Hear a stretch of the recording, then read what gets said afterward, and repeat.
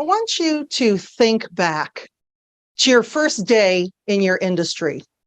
Now, you might be saying, Lisa, I don't even remember what I had for lunch last week versus my first day in the industry. Just work with me. So whether you showed up at the office or the plant or the job site, you're looking around. Am I going to like these people? Am I going to like my boss? Am I going to like the work, the company, the mission? But there was something about the industry brought you in, but was probably the workplace culture that kept you. I remember my first day.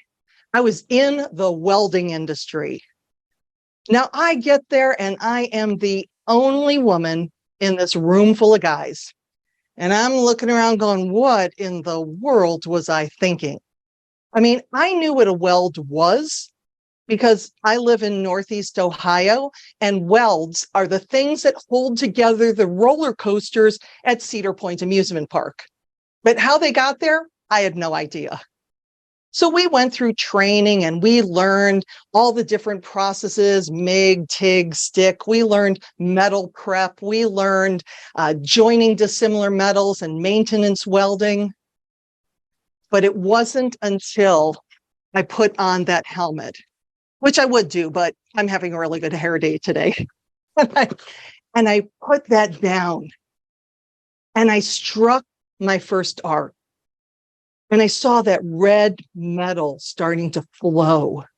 And I heard that sound and that very distinctive weld smell that if you're not familiar with it, think the 4th of July and lots of fireworks. And then when I lifted up that helmet and took that chip and hammer, chipped away the slag to see, is it a beautiful bead or not?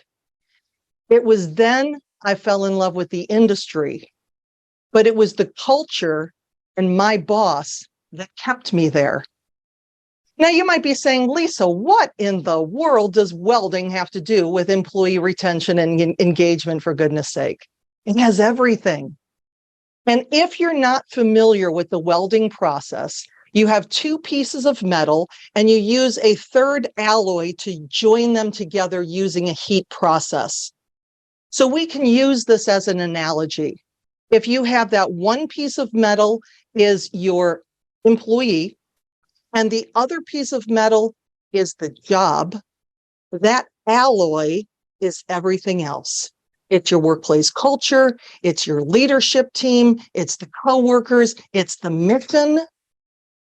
When fusion happens, now that is what a beautiful weld looks like. I would not be able to break that weld if I took a sledgehammer to it. Let's look at this as that rock star employee.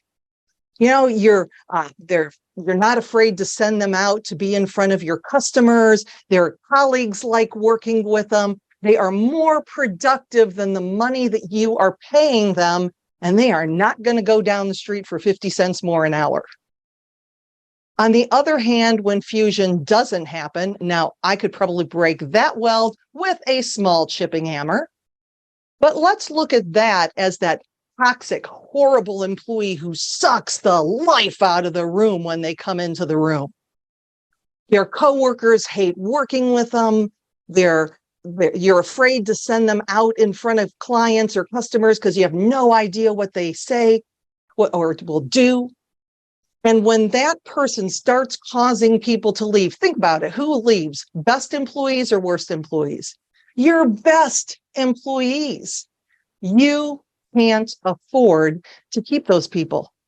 And in a market where it's hard enough to find people, much less keep them, that's what we have to focus on. So in my programs, we work with strategies because workplace culture is everyone's responsibility. There's strategies for the C-suite to help that organization to create the type of workplace culture that keeps your top talent from becoming someone else's.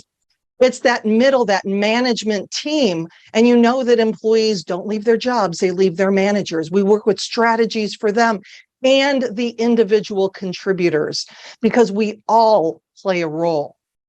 And I do it through the use of gratitude strategies or strategies, including things like accessibility. Do your people have access to you? Because think about it. Employees these days, they've had access to leadership since they were this high. I mean, when I was young, my parents would be like, we're going on vacation to Florida. These days, parents are saying, it's your turn to pick where we're going on vacation. Where would you like to go? They've had access. So when you have that brand new employee who walks into your office after a week on the job and says, you know what? See some things that can help. And you're doing everything in your power so your eyes do not roll back in your head. Listen to them because they see the world differently. Training, investing in your team members. You might be saying, Lisa, if I spend all that money on training, they're just going to take that and leave anyway. Well, what if you don't invest in them and they stay? In my programs, again, you'll have lots of strategies, not only from my experience for doing this for the past 12 years. Also, we take advantage of the wisdom in the room so you can see what your colleagues and other people in your industry are doing. And finally, we acknowledge excellence. We look for ways to catch our employees in the act of doing things well. One of my favorite studies was done by Marshall Asada, and he looked at team productivity. And on high performing teams, there was a 6-to-1 positivity ratio. What does that mean? For every one negative response, people on that team would get 6 positives. And it wasn't all, oh, yay, everything you do is so good. It's like, it's a good start to an idea. Let's see how we can build on it. It's respectful communication. On an average performing team, that number drops in half, 3 positives for every 1 negative. And you know what? That's where your quiet quitters are hanging out. These are the people that are doing exactly enough work so that they don't get fired. And you're probably paying them exactly enough so that they don't quit. But on a low performing team, it's 0.3 to 1.